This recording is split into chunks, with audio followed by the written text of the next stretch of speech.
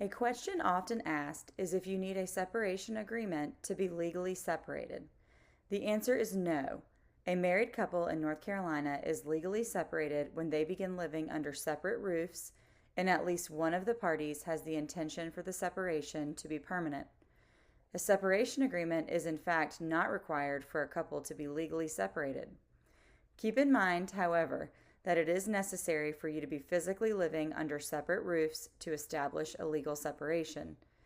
People often wonder if they are legally separated if they are living in separate bedrooms in the same house.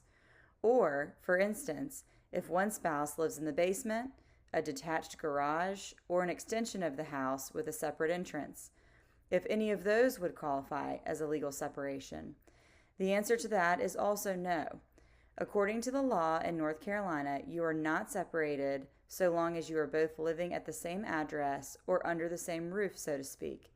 A legal separation literally requires the parties to live at separate dwelling places with separate addresses.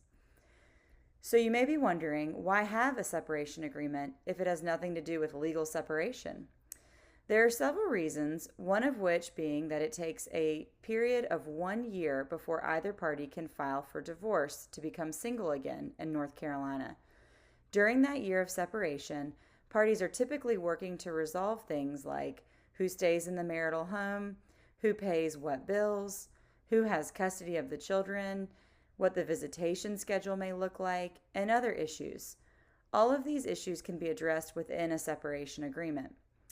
Keep in mind also, a separation agreement extends beyond just the separation period. A separation agreement typically details all final settlement terms that the parties have agreed upon that will continue beyond their divorce.